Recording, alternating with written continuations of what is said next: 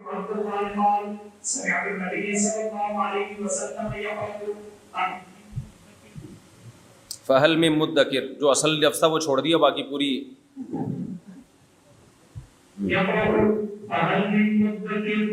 جی ہاں یہ قرات کا اختلاف ہے نا.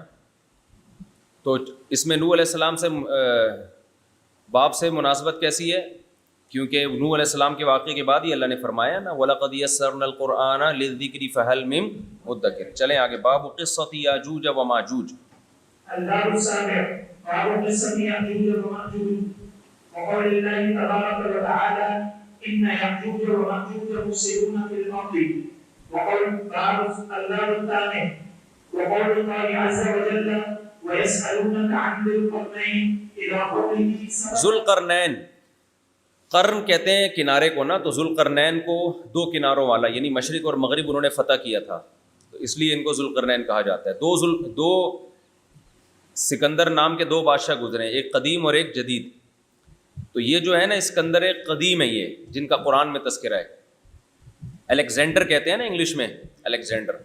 تو یہ قدیم ذو القرنین ہے جو حضرت عیسیٰ علیہ السلام کے زمانے سے بہت پہلے، اور جو انگریزوں کی کتابوں میں جس ذو القرنین کا تذکرہ ہے ان کو بھی ذو القرنین کہا گیا.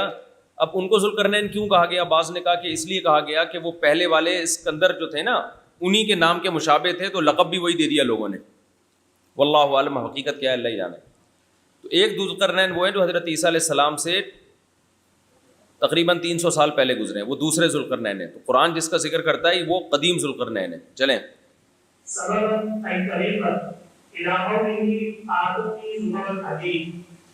فاتبع سبباً ہے نا قرآن میں، ذو القرنین نے اتبع سببا، تو کیا مطلب ہے؟ اتبع طریقہ، راستہ اختیار کیا. سبب کا معنی یہاں راستہ ہے. ہاں حضرت ذو القرنین نے اس قوم کو یاجوج ماجوج سے بچانے کے لیے کہا تھا.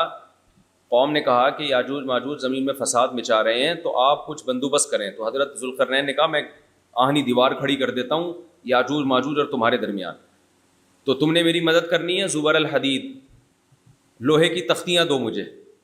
تو زبرہ کی جمع زبر.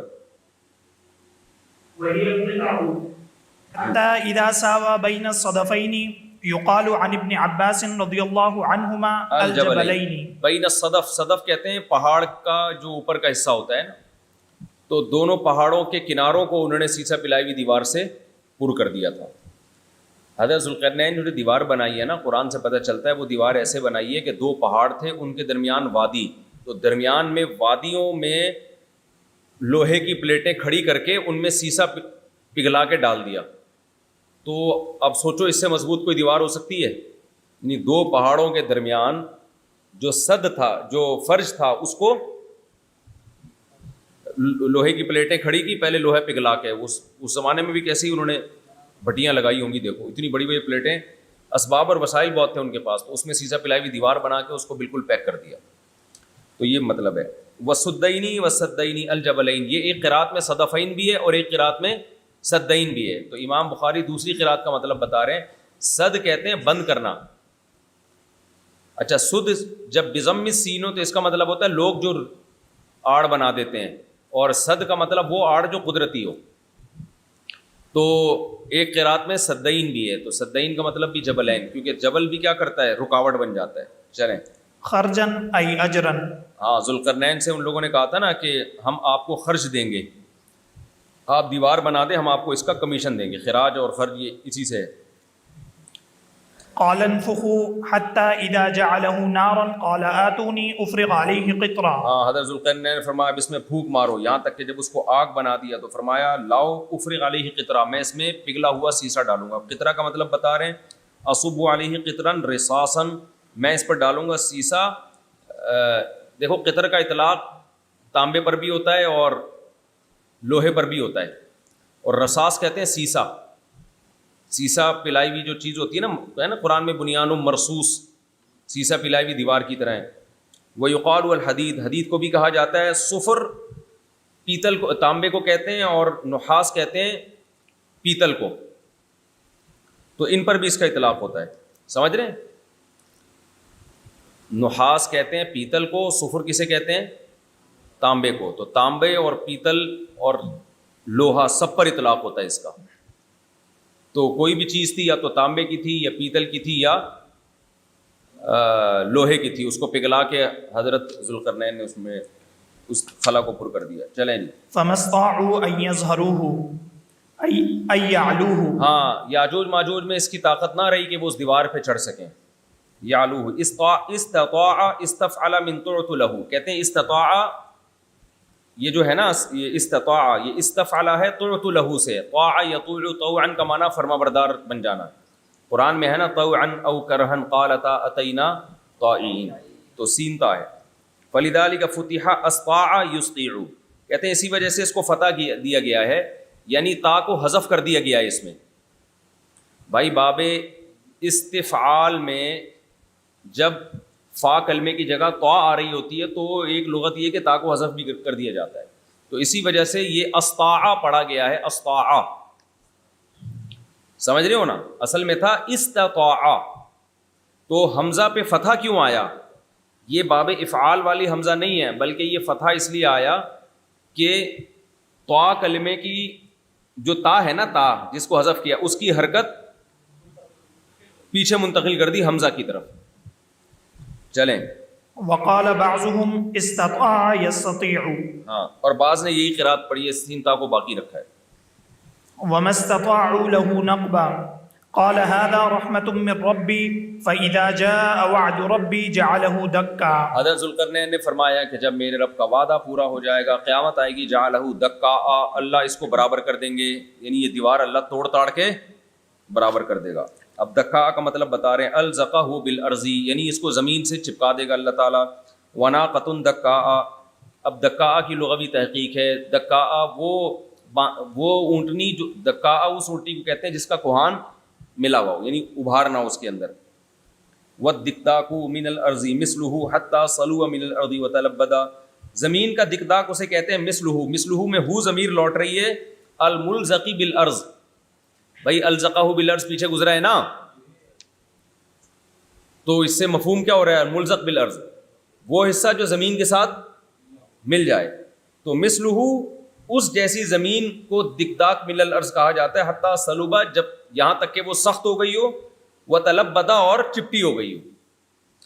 بھائی زمین کوئی ایسی ہو جو پہلے ابھری ہوئی ہو، بارش کے پانی یا ہواؤں کی وجہ سے دبتے دبتے دبتے ٹھوس پتھر جیسی بن کے پلین ہو گئی ہو، تو ایسی زمین کو ارض دکا کہا جاتا ہے. سمجھ رہے ہو؟ یہ بتانا مقصد ہے. وكان وعد ربي حقا وتركنا بعضهم يومئذ يموج في بعض. اللہ فرماتے ہیں ہم ان میں بعض کو چھوڑ دیں گے، یاجوج ماجوج کو، یموج فی بعض، جو بعض میں گھسیں گے، اتنی کثرت سے ہوں گے کہ ایک دوسرے میں گھس رہے ہوں گے یاجوج ماجوج. حتى اذا فتحت ياجوج وماجوج وهم من كل حدب ينسلون. قرآن کی یہ آیت ہے نا، جہاں تک کہ جب یاجوج ماجوج کو کھول دیا جائے گا اور وہ ہر ٹیلے سے نکلنے کی کوشش کریں گے. نسل ینسلو کا معنی، نسل کو بھی نسل سے کہتے ہیں، پھیلتی ہے نا، تو ہر ٹیلے سے دوڑ کے بھاگنے کی کوشش کریں گے. تو حضرت قتادہ فرماتے ہیں حدب کہتے ہیں اکما کو، اکما ٹیلے کو بولتے ہیں. تو جتنے بھی ٹیلے ہیں نا ان کو کراس کر کر کے وہ پوری دنیا میں پھیل جائیں گے. جی. وقال رجل للنبي صلى الله عليه وسلم رأيت السد مثل البرد المحبر قال رأيته. ہاں، ایک صحابی نے عرض کیا یا رسول اللہ، میں نے اس دیوار کو دیکھا ہے جو ایسی چادر والی تھی جس کی المحبر کا مطلب یہ کہ سیاہ اور سفید دھاریوں والی چادر کی طرح تھی. میں نے ایک دیوار دیکھی جو سیاہ اور سفید دھاریوں والی چادر کی طرح. سیاہ سفید دھاریاں اس لیے کہ حضرت ذوالقرنین نے جب بیچ میں سیسا یا لوہا ڈالا نا پلیٹوں کو جوڑنے کے لیے، تو پلیٹوں کا رنگ الگ ہے اور اس کے درمیان جو پگھلا ہوا تانبا ڈالا گیا اس کا کلر الگ ہے. تو وہ دیوار ایسے بن گئی ہے جیسے دھاریاں آ گئی ہیں اس کے اوپر. صحابی رسول نے کہا میں نے وہ دیوار دیکھی ہے. تو آپ نے فرمایا رأیتہ، آپ نے تصدیق کی، ہاں واقعی تم نے دیکھی ہے وہ دیوار. اب کہاں دیکھی تھی یہ نہیں بتایا انہوں نے. سمجھتے ہو؟ یہ بھی ہو سکتا ہے خواب میں دیکھی ہو، اللہ نے خواب میں دکھا دی ہو صحابی. چلیں حدیث نمبر 3346. سبحان اللہ. وبه قال حدثنا يحيى بن بكير قال حدثنا الليث عن برد عقيل. چادر کو بولتے ہیں نا، تو چادر دھاری دار چادر کی طرح. عن ابن شهاب عن عروة بن الزبير أن زينب بنت أبي سلمة حدثته أن أن أم حبيبة بنت أبي اننی سفيان عن ام حبیبۃ بنت ابی سفیان عن أم حبيبة بنت أبي سفيان عن زينب بنت جحش رضي الله عنهن أن النبي صلى الله عليه وسلم دخل عليها فزعا يقول لا إله إلا الله ويل للعرب من شر قد اقترب فتح اليوم من ردم يأجوج ومأجوج مثل هذه وحلق بإصبعيه الإبهام والتي تليها فقالت زينب بنت جحش فقلت يا رسول الله أنهلك وفينا الصالحون قال نعم إذا كثر الخبث. ہاں، حضرت عروہ ابن زبیر رضی اللہ عنہ، حضرت عروہ ابن زبیر رحمہ اللہ فرماتے ہیں کہ زینب بنت ابی سلمہ انہوں نے بیان کیا کہ ام حبیبہ جو حضرت ابو سفیان کی بیٹی تھیں، انہوں نے حضرت زینب بنت جہش سے روایت کیا کہ نبی صلی اللہ علیہ وسلم ان کے پاس آئے. زینب بنت جہش نبی صلی اللہ علیہ وسلم کی زوجہ تھی نا، زینب بنت جہش ہی تھی نا، ہاں. تو نبی صلی اللہ علیہ وسلم کے پاس آئے اور گھبراتے ہوئے آپ نے فرمایا لا الہ الا اللہ ویل للعرب من شر قد اقترب. تباہی عربوں کے لیے اس شر سے جو بہت قریب آ چکا ہے. وہ شر کیا ہے؟ فتح الیوم من ردم یاجوج و ماجوج. آپ نے فرمایا یاجوج اور ماجوج میں سے کچھ ردم کہتے ہیں شگاف کو، کچھ تھوڑا سا سوراخ کھولا گیا ہے. اور کتنا کھولا گیا ہے؟ وحلق باصبعیہ، آپ نے 2 انگلیوں کا حلقہ بنایا. حلقہ کا معنی حلقہ بنانا. کون سی 2 انگلیاں؟ الابہام ایک انگوٹھا، واللتی تلیہا اور دوسری انگلی وہ جو انگوٹھے کے ساتھ ہوتی ہے، یہ اس سے آپ نے حلقہ بنایا. اور دوسری روایت میں آتا ہے کہ 90 کا حلقہ بنایا. دیکھو عربوں میں گنتی کا یہ رواج تھا، 1 2 3 4 5 6 7 8 9 10 11 12 13 14 15 16 17 18 19 20 21 22 23 24 25 26 27 28 29 30 یہ پوری گنتی ہوتی تھی. 31 32 33 34 35 36 37 38 39 40 41 42 43 44 45 46 47 48 49 50 51 52 53 54 55 56 57 58 59 60 61 62 63 64 65 66 67 68 69 70 71 72 73 74 75 76 77 80 81 82 83 84 85 86 87 89 90. یہ 90 کا حلقہ ہوتا تھا. سمجھتے ہو؟ یہ میں نے حضرت سے سیکھی ہے طلب علمی کے دور میں. میں تسبیحات اسی طرح پڑھتا ہوں. تو وہ عرب بس انگلی سے اشارہ کرتے تھے، پتہ چل جاتا تھا. یہ 100 کی گنتی پوری ہاتھ پہ ہوتی ہے ان کے. نہیں یہی بات سمجھ میں؟ یہ 100 کی گنتی عربوں کے پورے ہاتھ پہ. پھر دوسرا ہاتھ استعمال ہوتا ہے 100 سے اوپر کے لیے. ہزاروں لاکھوں تک اس طرح گنتی چلتی ہے. تو اشارہ کرتے ہیں، اس سے پتہ چل جاتا ہے کہ یہ 95 بول رہا ہے، 96 بول رہا ہے. دیکھو 1 میں یہاں تک آئے گی انگلی، 2 میں یہاں تک آئے گی، 3 میں یہاں آئے گی. یہ اشارہ ہے کس کا؟ 3. یہ ہے ایک انگلی اٹھاتے چلا جاؤ، 4 5 6، پھر 7 میں یہ نیچے آئے گی. تو یہ پریکٹس سے آ جاتی ہے. تو وہ صرف اشاروں سے سمجھتے تھے. 95 کہہ رہے، 94 کہہ رہے، 93 کہہ رہے، 92 کہہ رہے، کیا کہہ رہے. سمجھتا نہیں ہے نا بات کو. جب نہیں پڑھے گا رات کو تو کیسے سمجھے گا بات کو. تو نبی نے 90 کا ایسے اشارہ کیا کہ اتنا سا سوراخ یاجوج اور ماجوج کی جو دیوار ہے اس میں سے کھولا گیا ہے. تو آپ کو وحی کے ذریعے اطلاع ہوئی. آپ صلی اللہ علیہ وسلم بہت زیادہ گھبرا گئے اور آپ نے فرمایا تباہی عرب کے لیے اس شر سے جو قریب ہے. لیکن ظاہر ہے پھر اللہ تعالیٰ نے اس شگاف کو بند کر دیا اور قرب قیامت کے لیے یاجوج ماجوج کو رکھا ہے. چلیں حدیث نمبر 3000. تو حضرت زینب فرماتی ہیں میں نے عرض کیا یا رسول اللہ کیا نیک لوگوں کے ہوتے ہوئے بھی تباہی آ سکتی ہے؟ آپ نے فرمایا جب شر زیادہ پھیل جائے. غالب کا اعتبار ہوتا ہے. نیک لوگ بھی ہیں، برے لوگ بھی ہیں. جب برائی زیادہ ہو جائے گی تو پھر نیکوں کی نیکی کام نہیں آتی. چلو حدیث نمبر 3347. وبه قال حدثنا مسلم بن ابراهيم قال حدثنا وهيب قال حدث ابن طاووس عن ابيه عن ابي هريره رضي الله عنه وعنهم عن النبي صلى الله عليه وسلم قال فتح الله من ردم يأجوج ومأجوج مثل هذا وعقد بيده 90. ہاں، اور آپ نے 90 کا اشارہ کیا. سمجھ رہے ہو؟ چلو بھائی. حدیث نمبر 3348. وبه قال حدثنا اسحاق بن نصر قال حدثنا ابو اسامة عن الاعمش قال حدثنا ابو صالح عن ابي سعيد الخدري رضي الله عنه وعنهم عن النبي صلى الله عليه وسلم قال يقول الله تبارك وتعالى يا آدم فيقول لبيك وسعديك والخير في يديك فيقول اخرج بعث النار. قال وما بعث النار؟ قال من كل 1999 فعنده يشيب الصغير وتضع كل ذات حمل حملها وترى الناس سكارى وما هم بسكارى ولكن عذاب الله شديد. قالوا يا رسول الله وأينا ذاك الواحد؟ قال أبشروا فإن منكم رجلا ومن يأجوج ومأجوج ألفا. ثم قال والذي نفسي بيده أرجو أن تكونوا ربع أهل الجنة فكبرنا. فقال أرجو أن تكونوا ثلث أهل الجنة فكبرنا. فقال أرجو أن تكونوا نصف أهل الجنة فكبرنا. قال ما أنتم في الناس إلا كالشعرة السوداء في جلد ثور أبيض أو كشعرة بيضاء في جلد ثور أسود. ہاں، حضرت ابو سعید خدری رضی اللہ عنہ سے روایت ہے، رسول اللہ صلی اللہ علیہ وسلم نے فرمایا، اللہ تبارک و تعالیٰ فرمائیں گے قیامت کے دن، یا آدم، تو اے آدم، فیقول لبیک و سعدیک والخیر فی یدیک، حضرت آدم کہیں گے لبیک و سعدیک، ٹھیک ہے نا، اور بھلائی آپ کے ہاتھ میں. یہ کسی کی پکار کے جواب میں عربوں میں یہ محاورہ تھا کہ جب بھرپور طریقے سے جواب دینا ہوتا تو اس طرح سے جواب دیتے. باقی لبیک اور سعدیک کا مطلب تو پتہ ہے نا، بار بار حاضر ہوں. سعدیک کا مطلب اساعدو کا مساعدتاً بعد مساعدت، میں آپ کی مدد کے لیے تیار ہوں، ایک مدد کے بعد دوبارہ مدد، یعنی بار بار مدد کے لیے. صحیح ہے نا، یعنی بار بار حاضر ہوں وہی مطلب بنے گا. جی کہتے ہیں نا جناب کام بتائیں آپ، میں حاضر ہوں. تو اللہ تعالیٰ فرمائیں گے اخرج بعث النار، بعث معنی مبعوث، وہ لوگ جن کو آگ میں ڈالا جانا ہے، آگ میں بھیجے جائیں گے، ان کو نکال کے لاؤ، یعنی تاکہ آگ میں ڈالا جائے. قال وما بعث النار، آدم علیہ السلام کہیں گے کتنے لوگ ہیں، یعنی ماں کا مطلب کون کون ہے. اللہ فرمائیں گے من کل 1999، ہر 1000 سے 999 افراد کو جہنم میں ڈالا جائے. جتنے لوگ ہیں دنیا میں، ریشو کیا ہے کہ 1000 میں سے 999. فَعِندَهُ يَشِيبُ الصَّغِيرُ، یہ بات سن کے بچہ بوڑھا ہو جائے گا. وَتَضَعُ كُلُّ ذَاتِ حَمْلٍ حَمْلَهَا، ہر حمل والی اپنے حمل کو گرا دے گی. اور تم لوگوں کو دیکھو کہ نشے میں، حالانکہ وہ نشے میں نہیں ہوں گے، لیکن اللہ کا عذاب بہت شدید ہوگا جس کی وجہ سے یہ لوگوں کو پریشانی ہوگی. صحابہ نے عرض کیا یا رسول اللہ وَأَيُّنَا ذَلِكَ الْوَاحِدُ، یا رسول اللہ جو 1000 میں سے ایک بندہ جنت میں، 999 جہنم میں، تو ایک ہم میں سے کون ہوگا؟ یعنی وہ تو صحابہ بھی مایوس ہو گئے نا کہ یہ تو ہم میں سے بہت تھوڑے لوگ ہوں گے. تو آپ نے فرمایا ابشروا، خوش ہو جاؤ.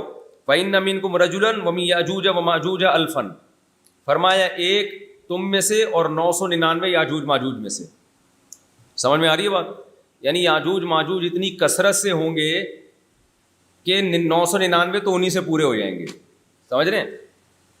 ثم قال والذی نفسی بیدہ ارجو ان تکون ربع اہل الجنہ، پھر آپ نے فرمایا اس ذات کی قسم جس کے ہاتھ میں میری جان ہے، مجھے امید ہے کہ تم جنت میں 1/4 ہوگے. جتنے لوگ جنت میں جائیں گے ان میں سے 1/4 اس امت کے لوگ ہوں گے. فکبرنا، صحابہ کہتے ہیں ہم نے تکبیر پڑھی. پھر آپ نے فرمایا مجھے اللہ سے امید ہے کہ تم 1/3 ہوگے، 1/4 نہیں بلکہ 1/3 جنتی ہوگے. ہم نے بھی تکبیر پڑھی. پھر آپ صلی اللہ علیہ وسلم فرمایا مجھے اللہ سے امید ہے کہ تم آدھے صرف اس امت کے لوگ جنت میں ہوں گے. سمجھ رہے ہیں؟ فکبرنا فقال ما انتم فی الناس الا کالشعرۃ السوداء فی جلد ثور ابیض، سفید بیل کے جسم میں جیسے ایک سیاہ بال ہوتا ہے نا، تو تمہاری تعداد انسانوں کے مقابلے میں اتنی ہے، یعنی ریشو تمہارا اتنا ہے، جبکہ جنت میں ریشو اتنا زیادہ ہے. یہ تمثیل ہے، مثال ہے سمجھانے کی کہ ایسا نہیں ہے کہ تمہاری آبادی بہت زیادہ ہے، بلکہ اس امت میں نیک لوگ بہت کثرت سے پیدا ہوں گے. پچھلی امتوں میں نالائقوں کا ریشو بہت زیادہ تھا. ستایا نا انبیاء کو کیسے کیسے ان لوگوں نے، پوری قوموں کو اللہ نے تباہ و برباد کر دیا. یہ حدیث بھی صحابہ کی فضیلت پر ہے. او کشعرۃ بیضاء فی جلد ثور اسود، یا مثال الٹی ہے کہ سفید یعنی کالے بالوں والا بیل میں ایک سفید جیسے بال ہوتا ہے نا، تو ایسا ریشو ہے تمہارا. چلیں جی. الباب التاسع باب قول اللہ عز وجل واتخذ اللہ ابراہیم خلیلا. تو یہ اس میں یاجوج ماجوج بھی داخل ہیں، یعنی یاجوج ماجوج اتنی کثرت سے ہیں کہ ان کی نسل کو بھی شامل کر کے ہی ہے. یہ سمجھتے ہو کہ پھر یہ ریشو بنے گا، لیکن جنت میں پھر بھی آدھے اس امت میں سے ہوں گے. چلیں. وقوله ان ابراہیم کان امة قانتا للہ وقوله جل ذکرہ ان ابراہیم لأواہ حلیم. قال ابو میسرۃ الرحیم بلسان الحبشہ. اواہ کا مطلب ہے اہل یعنی حبشہ کی زبان میں رحم دل. چلیں. حدیث قرآن میں نمبر آتا ہے نا ان ابراہیم لأواہ حلیم، تو رحم دل تھے. حدیث نمبر 3349. وبه قال حدثنا محمد بن كثير قال حدثنا سفيان قال حدثنا المغيرة بن النعمان قال حدثني سعيد بن جبير قراه عن ابن عباس رضي الله عنهما وعنهم عن النبي صلى الله عليه وسلم قال إنكم محشرون حفاة عراة غرلا ثم قرأ كما بدأنا أول خلق نعيده وعدا علينا إنا كنا فاعلين وأول من يكسى يوم القيامة إبراهيم وإن ناسا من أصحابي يؤخذ بهم ذات الشمال فأقول أصيحابي أصيحابي فيقول إنهم لم يزالوا مرتدين على أعقابهم منذ فارقتهم فأقول كما قال العبد الصالح وكنت عليهم شهيدا ما دمت فيهم إلى قوله العزيز الحكيم. حضرت سعید ابن جبیر فرماتے ہیں کہ ابن عباس سے مروی ہے رسول اللہ صلی اللہ علیہ وسلم نے فرمایا تم لوگ قیامت کے دن حفات عرات غرل، حفات کا مطلب بغیر چپلوں کے، اور عرات کا مطلب بغیر لباس کے، اور غرلہ کا بغیر ختنے کے، بغیر ختنے کے، بغیر لباس کے، بغیر جوتوں کے قیامت کے دن اٹھائے جاؤ گے. پھر آپ نے اپنی تصدیق میں یہ قرآن کی آیت پڑھی کما بدأنا اول خلق نعید. قرآن کہتا ہے جیسے ہم نے تمہیں پہلی دفعہ پیدا کیا تھا نا، تو قیامت کے دن اسی طرح پیدا کریں گے ہم تمہیں، جس حال میں پیدا ہوئے تھے اسی حال میں اٹھو گے. وَأَوَّلُ مَن يُكْسَىٰ يَوْمَ الْقِيَامَةِ ابراہیم، سب سے پہلے لباس حضرت ابراہیم علیہ السلام کو پہنایا جائے گا. یہ حضرت ابراہیم کی فضیلت جزوی ہے، سمجھتے ہو؟ وَإِنَّ نَاسًا مِّنْ أَصْحَابِي يُؤْخَذُ بِهِمْ ذَاتَ الشِّمَالِ، کچھ میرے ساتھی ہوں گے جن کو بائیں ہاتھ سے پکڑا جائے گا، یعنی جہنمی ہوں گے. وہ کہیں گے، فرشتے کہیں گے انہم لن یزالوا مرتدین علی اعقابہم، کہ آپ کے جانے کے بعد یہ لوگ اسلام سے پھر گئے تھے. اس سے اسلام سے پھرنا بھی مراد ہو سکتا ہے، اصطلاحی مرتد جسے کہتے ہیں، اور لغوی مرتد بھی کہ دین سے پیچھے ہٹ گئے تھے، مطلب بدعمالیوں پہ آ گئے، یہ بھی مراد ہو سکتا ہے. منذ فارقتہم، جب سے آپ ان سے الگ ہوئے. فاقول کما قال العبد الصالح، تو میں وہی بات کہوں گا جو عیسیٰ ابن مریم نے کہی تھی کنت علیہم شہیدا ما دمت فیہم. حضرت عیسیٰ علیہ السلام کہنے گے بنی اسرائیل کے بارے میں، اللہ جب تک میں ان میں تھا تو گواہ تھا، میرے جانے کے بعد کیا ہوا یہ مجھے علم نہیں ہے، یہ تو جانتا ہے. تو نبی صلی اللہ علیہ وسلم کی دنیا سے جانے کے بعد بہت سے لوگ مرتد ہو گئے تھے، بہت سے تو نہیں، یعنی کچھ لوگ مرتد ہو گئے تھے. چلیں حدیث نمبر 3350.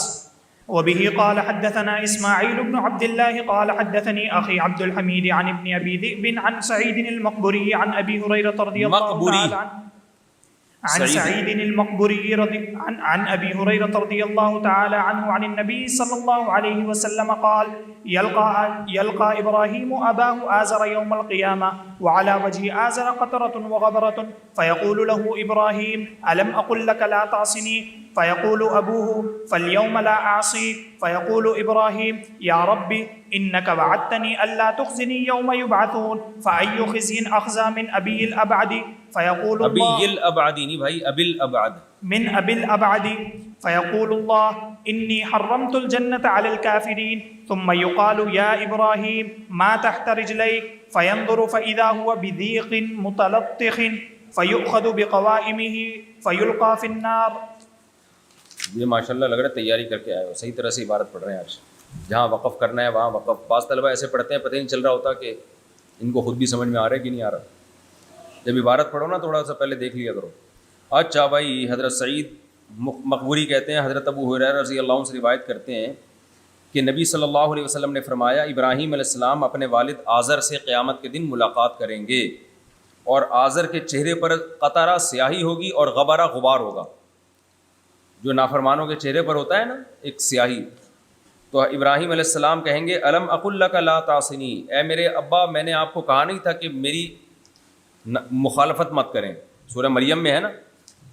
اور فیقول ابوہ، حضرت ابراہیم کے والد کہیں گے فالیوم لا اعصیک، آج میں آپ کی نافرمانی نہیں کروں گا، آج میں آپ کی بات مانوں گا.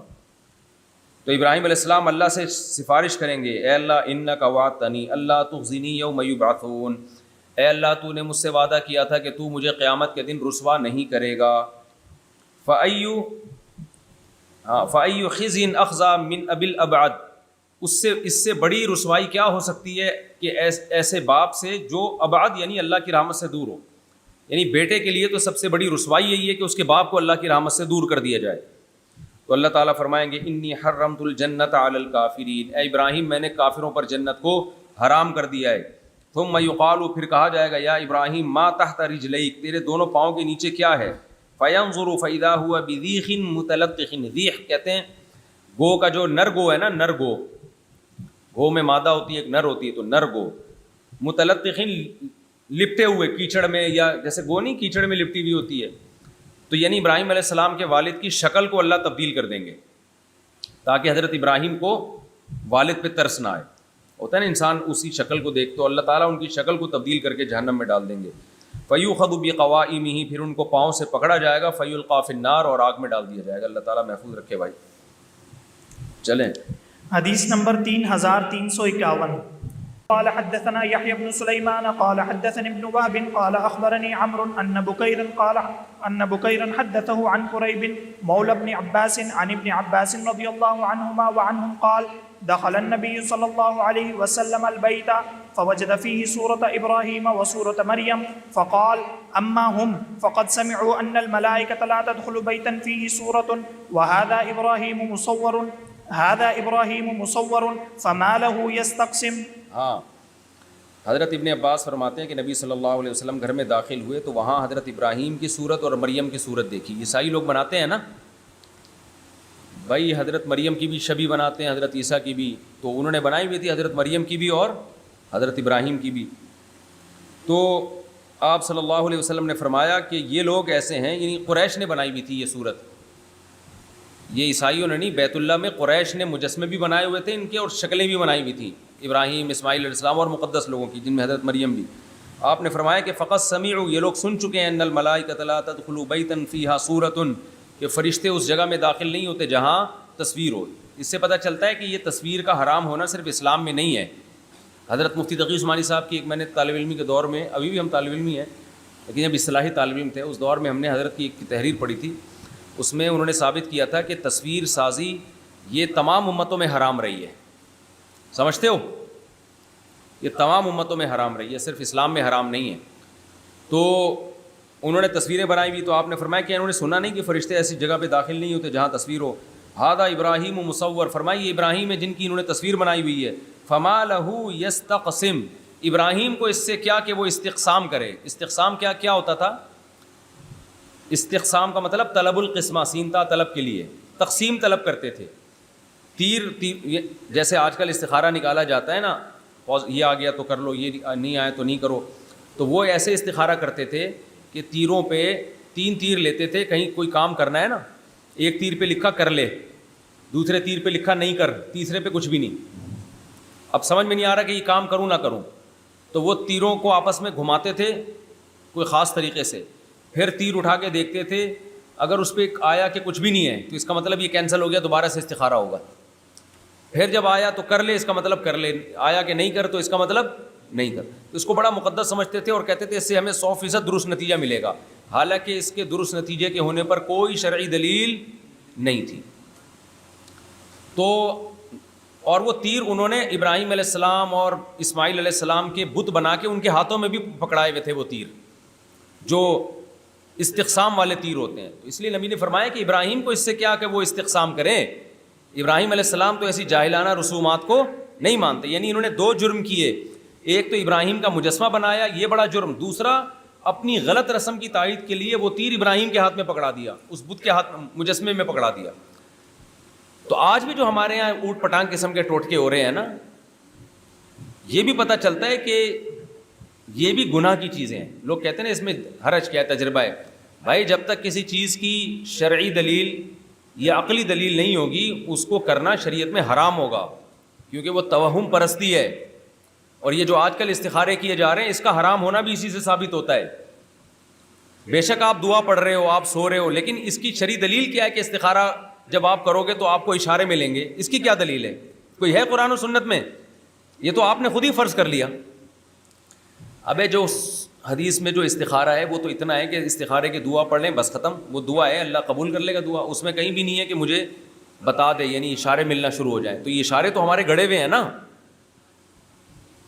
تبھی آپ دیکھو لوگ اچھے اچھے رشتوں کا استخاروں کی بھیٹ چڑھا دیتے ہیں کہ جی ہمیں اشارہ یہ ملا تھا کہ یہاں نہیں کرو, اور غلط جگہوں پہ شادیاں کر لیتے ہیں, کہتے ہیں استخارہ کر کے ہمیں اشارہ یہ ملا تھا کہ کر لو. تو اس اشارے میں کیا فرق ہے اور اس اشارے میں؟ اس کی بھی کوئی دلیل نہیں تھی. اور یہ جو آج کل لوگوں کو استخاروں میں اشارے مل رہے ہیں اس کی بھی شرعی دلیل نہیں ہے. چھوڑو تم لوگ کی سمجھ میں نہیں آ رہا, چلے آپ. فرق یہ ہے کہ وہ بہت سے ہمارے لوگوں نے بھی کتابوں میں لکھ دی ہے استخارہ. بھائی بات یہ ہے کہ ہماروں نے لکھا یا تمہاروں نے لکھا, دلیل کیا ہے؟ یہ نہیں ہے کہ ہمارے والے بغیر دلیل کے لکھ لیں تو مان لیں گے اور دوسرا والا دلیل کے ساتھ بھی لکھے تو نہیں ماننا. یہ شخصیت پرستی ہے. سمجھتا ہے کہ نہیں سمجھتا ہے؟ تو ہمارا والا لکھے تمہارا والا لکھے. بات یہ ہے کہ اس کی شریعت میں مسئلہ شریعت کا ہے نا, تو اس میں قرآن و سنت سے دلیل چاہیے ہوگی. قرآن و سنت میں آج کل کے جو استخارے ہیں ان کی کوئی دلیل موجود نہیں ہے. تو اس میں یہ کہنا فلانے کا تجربہ فلاں, بھائی تجربے اپنے پاس رکھو بھائی.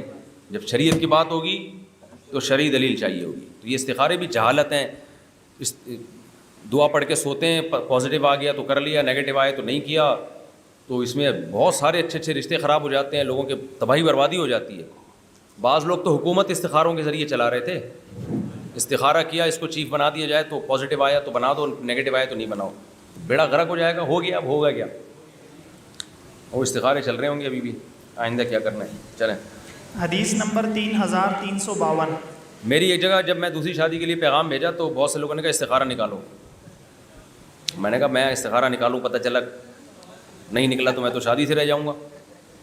میں نے دعا اللہ سے ضرور مانگی کہ اللہ جو بہتر ہے مقدر کر دے, اور پھر دل میں یہی تھا کہ بہتر ہی ہے, یہ بہتر تو ہے ہی ہے. تو میں نے ڈن کرنے سے پہلے استخارہ کیا, یعنی کیا اور فون کر کے کہہ دیا, اشارہ ملنے سے پہلے ہی ڈن کر دیا میں نے. بھائی 2 رکعت پڑھی مصلی پہ, اللہ سے دعا مانگتے ہی فون کر دیا ہاں ہے, حالانکہ ابھی اشارہ آنے تو دیتا نا میں. تو بس استخارے کا مطلب اللہ سے دعا مانگ لی, یہ کافی ہے ہمارے لیے. اگر میں استخارہ کرتا اور پھر کچھ نیگیٹو آتا تو میں ابھی تک آپ لوگوں کی طرح 2-4 بچے لے کے گھوم رہا ہوتا ابھی. تو اللہ کا شکر ہے ہم نے اپنے شادیوں کو استخاروں کی بھیٹ, جو آج کل کے جاہلانہ استخارے ہیں, سنت استخارے کی بات نہیں کر رہا, تو جاہلانہ استخارے ہیں نا, ان کی بھیٹ نہیں چڑھایا. تبھی اللہ کا شکر ہے شادیاں دڑا دن ہوتی گئی, بچے بھی پیدا ہوتے گئے. اللہ کا بڑا فضل ہے. اور جو ابھی تک استخارے کر رہے ہیں وہ ابھی تک استخارے کر رہے ہیں, ان کا آ ہی نہیں رہا, ان کو قبض ہو گیا ہے. کیا ہوا, حدیث مکمل ہو گئی کیا؟ ہاں بھائی جو بھی چاہے کوئی بھی ہو, دیکھو اس زمانے میں کسی فرقے کا نام لے کے کافر قرار مت دو, اس سے بڑے مسائل کھڑے ہوتے ہیں اور سارے اس فرقے میں ایسے ہوتے بھی نہیں ہیں. تو اس زمانے میں اصولی طور پر دیکھو, مجھ سے کوئی پوچھتا ہے کہ بریلویوں کے پیچھے نماز جائز ہے یا نہیں, میں کہتا ہوں یہ سوال ہی غلط ہے کہ بریلویوں کے پیچھے بہت سے بریلوی توحید پرست ہوتے ہیں اور بہت سے دیوبندی مشرک ہوتے ہیں. حقیقت ہے, آپ جب گہرائی میں گھسو گے تو آپ کو بعض چیزوں میں دیوبندیوں میں شرک نظر آئے گا. تو اس لیے جواب یہ نہیں ہے کہ دیوبندی کے پیچھے نماز ہوتی ہے یا بریلوی کے پیچھے. جواب یہ ہونا چاہیے کہ جو بھی نبی صلی اللہ علیہ وسلم کو بلا تعویل کے حاضر ناظر سمجھتا ہے, بغیر کسی تعویل کے مشکل کشا سمجھتا ہے, عالم الغیب سمجھتا ہے, اس کے پیچھے نماز جائز نہیں ہے, چاہے دیوبندی ہو چاہے بریلوی ہو. اسی طرح جو حضرت عائشہ رضی اللہ تعالی عنہا کو معاذ اللہ زانیہ سمجھے, چاہے شیعہ ہو چاہے دیوبندی ہو چاہے بریلوی ہو چاہے اہل حدیث ہو, وہ اسلام سے خارج ہے. کیونکہ حضرت عائشہ کی پاک دامنی قرآن نے بیان کی ہے. جو ابو بکر کی صدیقیت کا انکار کرے وہ اسلام سے خارج ہے, کیونکہ ابو بکر کو صحابی قرآن نے قرار دیا ہے. اذ ہما فی الغار اذ یقول لصاحبہ لا تحزن ان اللہ معنا, اور تواتر سے بھی ثابت ہے. تو فرقوں کا نام لینے کے بجائے یوں کہا کرو کہ جو ابو بکر کی صحابیت کا انکار کرے, حضرت عائشہ پہ تہمت لگائے, وہ اسلام سے خارج ہے. تو یہ اسلم راستہ ہے, ورنہ سب کو آپ لپیٹو گے تو بعض دفعہ نہیں ہوتا بھائی. بعض کسی مسلک کا ہوتا ہے, بعض بریلوی ہوتے ہیں وہ کہتے ہیں ہم نہیں مانتے حاضر ناظر, اللہ کے نبی کو ہر جگہ ہم نہیں مانتے حاضر ناظر.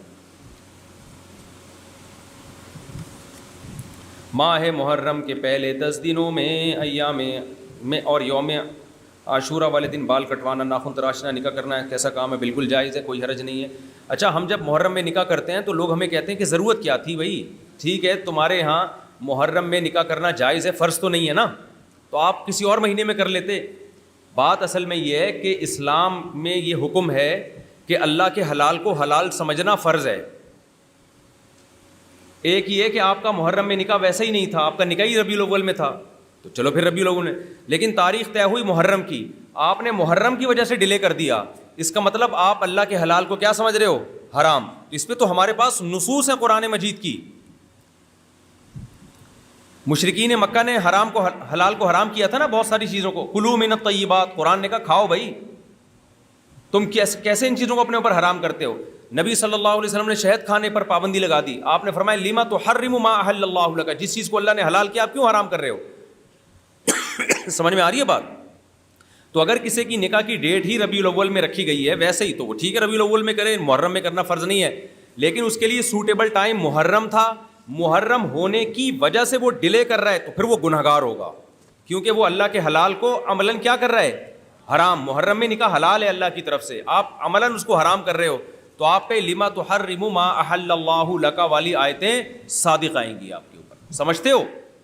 تو اس لیے ہم اس معاملے میں حساس ہیں. ہم کہتے ہیں بھائی جو شیعہ لوگ ہیں ان کو شیعہ مذہب پہ چلنے دو, آپ ان کو برا بلا مت کہو, ان سے دشمنیاں مت کرو, مل جل کے رہو, لیکن اپنے مذہب, ہمارا مذہب بھائی ہم سنی ہیں, ہمارے مذہب میں قرآن نے ہمیں یہ حکم دیا ہے کہ جس چیز کو اللہ نے حلال قرار دیا آپ اپنی طرف سے اس پہ پابندی نہیں لگا سکتے. تو ہمارے ہاں محرم میں نکاح حلال ہے تو ہم نے عملاً اس کو حلال رکھنا ہے.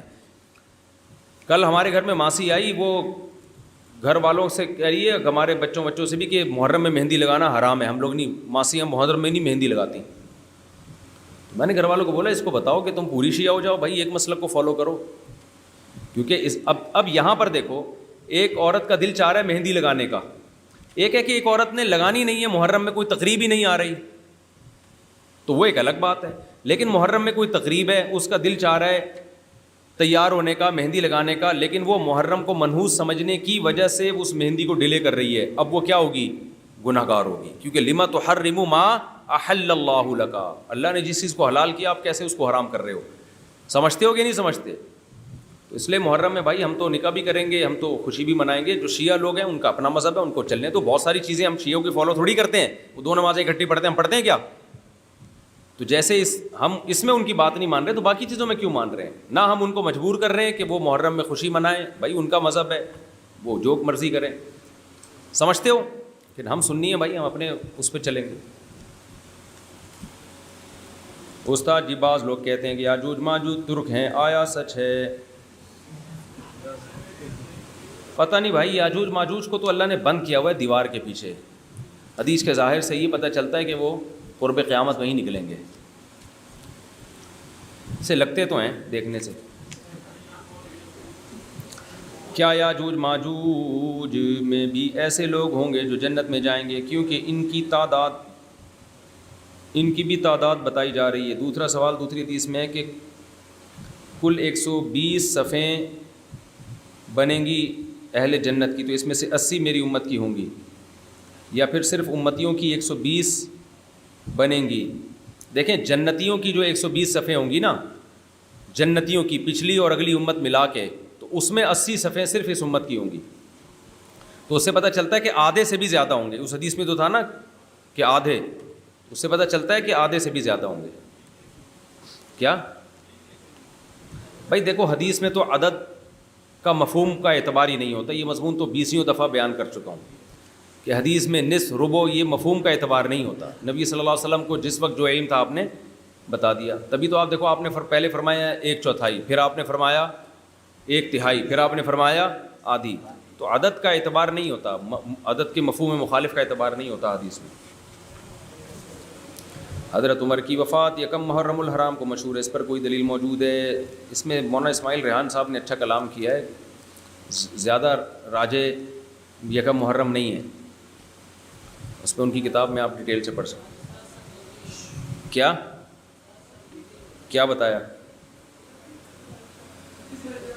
26 ذی الحجہ کے پر زیادہ مضبوط ہے. یہ جمعہ کی نماز کے بعد 4 سنتیں ہیں یا 6؟ تھوڑی تفصیل بھائی, دونوں قول ہیں احناف میں, 6 سنتوں کا بھی ہے 4 کا بھی ہے, اور دونوں ہی پہ فتویٰ دیا جاتا ہے. مفتی محمد صاحب نے فتویٰ دیا 6 سنتوں کے موقع ہونے پر, مفتی رشید احمد صاحب نے اصل الفتاوی میں فتویٰ دیا 4 سنتوں کے موقع ہونے پر.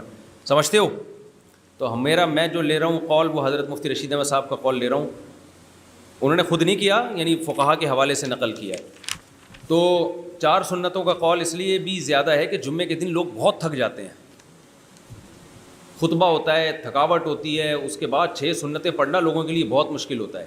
جب دونوں قول ہیں 4 سنت کے بھی اور دونوں طرف احادیث ہیں, 4 سنتیں موقع ہونے کا بھی ہے 6 کا بھی ہے, اور احادیث دونوں طرف ہیں, تو میرا خیال ہے اس زمانے میں ہمیں آسان قول کو لینا چاہیے. سمجھ رہے ہو؟ احتیاط تو 6 پڑھنے میں ہے, لیکن آسانی کس میں ہے؟ بھائی موقدہ ہونے کا 4 کا فتویٰ دیا جائے، باقی 2 غیر موقدہ. تو جب دونوں قول ہیں تو آسانی والے قول کو لے لو، کیونکہ جمعے کا دن بہت تھکاوٹ کا دن ہوتا ہے. یاجوج ماجوج جانور ہوں گے یا انسان ہوں گے؟ یہ کیسی مخلوق ہیں بھائی؟ انسان ہوں گے، جانور تھوڑی ہوں گے. کیا کر رہا ہے، کیسی باتیں کر رہا ہے بھائی؟ آج کے دور میں کوئی چانس ہے کہ یہ لوگ یاجوج ماجوج ہو سکتے ہیں؟ چائنیز پتہ نہیں بھائی. دجال ہم انسانوں میں سے ہوگا کیا؟ ہم انسانوں میں سے ہوگا، ہم ہی انسانوں میں سے ہوگا. بس میں اپنے آپ کو کیوں شامل کروں بھائی؟ دجال پیدا ہو چکا ہے یا بعد میں ہوگا؟ دجال کے بارے میں احادیث میں اضطراب بہت ہے. بعض حدیث سے پتہ چلتا ہے کہ پیدا ہو چکا ہے، نبی صلی اللہ علیہ وسلم کے دور میں بھی دیکھا گیا. بعض سے پتہ چلتا ہے کہ بعد میں پیدا ہوگا. تو جس چیز کو مبہم رکھا گیا ہے اس کو ہم مبہم ہی رہنے دیں. میں ایک بندے سے ملا، اس نے کہا میں نے دجال کے بارے میں بہت تحقیق کی ہے اور میں نے ڈیٹا تیار کیا 200 GB کا. میں نے کہا یہ صحیح نہیں ہو سکتا، اتنا کچھ دجال کے بارے میں حدیث میں نہیں ہے کہ 200 GB کا ڈیٹا تیار ہو جائے. 200 GB تو بہت ہوتا ہے بھائی، 1 GB کا بھی نہیں ہو سکتا. کیا دجال سمندر میں برمودا ٹرائنگل میں رہتا ہے؟ اور نہیں بھائی، برمودا ٹرائنگل کے بارے میں بہت سارے فلسفے غلط ثابت ہو چکے ہیں. کوئی برمودا ٹرائنگل کا ویسا کوئی بھی نہیں، جیسے لوگوں نے بنایا ہوا ہے نا برمودا ٹرائنگل، ٹرائی اینگل. ظہر کی 4 سنتیں اگر نہیں پڑھیں تو نماز کے بعد پڑھنا واجب ہے یا نہیں؟ وہ بھائی وہ سنتیں واجب ہے ہی نہیں، سنتیں مؤکدہ ہے نا، تو واجب بعد میں کیسے ہو گئیں؟ تو بعد میں بھی سنتیں مؤکدہ ہی رہتی ہیں. سنت مؤکدہ کا حکم یہ ہے کہ کبھی کبھار چھوڑ دی جائے تو کوئی حرج نہیں ہے، چھوڑنے کا معمول بنانا ٹھیک نہیں ہے، اس میں گناہ کا خطرہ ہے. سنت مؤکدہ کی بھی درجات ہوتے ہیں نا، وہ سنتیں قضا ہوں گی یا ادا؟ وقت کے اندر اندر پڑھو گے تو ادا ہی ہوں گی، قضا نہیں ہوتی سنتوں میں. استاد جی یاجوج ماجوج کوئی خاص قوم ہے یا اللہ کی الگ سے مخلوق ہے؟ کیا ان پر بھی اللہ کے احکامات کی پیروی لازم ہے؟ قرآن اس سے پتہ چلتا ہے کہ یاجوج ماجوج انسان ہی ہیں، الگ سے کوئی مخلوق نہیں ہے، اور ان پر یہ بھی اللہ کے حکام کے مکلف ہیں.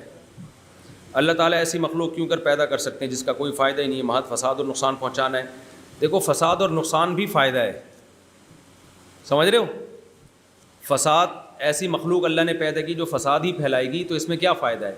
فائدے کا مطلب اگر آپ یہ سمجھتے ہو انسانوں کا بڑا فائدہ ہے، یہ فائدہ ہے کہ جناب انسانوں کو کھانا زیادہ ملے گا، اس وقت ڈالر سستا ہو جائے گا، تو یہ فائدہ تو نہیں ہے. لیکن فائدے کا مطلب حکمت کیا ہے؟ تو حکمت ہے انسانوں کی آزمائش ہے. انسان جو ترم خان بنتا چلا جا رہا ہے نا، سائنسی ترقی کر کے اس میں تکبر پیدا ہو رہا ہے، یہ سمجھتا ہے کہ ہم چما دیگرے نیز، ہم جیسا دنیا میں کوئی ہے ہی نہیں، اب ہم نے یہ کر لیا، اب ہم یوں کر لیں گے. تو اللہ ایسی مخلوق کو چھوڑ دیں گے جو انسانوں کو پیٹے گی اور انسانوں کو ہوش ٹھکانے آئیں گے، انسان میں تواضع پیدا ہوگی، بھائی خدا سے ہم لڑ نہیں سکتے. جیسے بھی اللہ نے کرونا چھوڑا تھا نا، کوئی تصور تھا دنیا میں کہ ایک وائرس آ کے کروڑوں اربوں روپے کی بزنس لوگوں کے تباہ و برباد کر دے گا؟ ایک وائرس، کتنی بڑی بڑی جہازوں کی کمپنیاں ٹھپ ہو گئیں. تو اس سے پتہ چلتا ہے کہ انسان اللہ کا محتاج ہے بھائی. دنیا میں کسی بھی ٹائم پہ کچھ بھی ہو سکتا ہے، وہ کچھ ہو سکتا ہے جو آپ سوچ بھی نہیں سکتے. سمجھ رہے ہو؟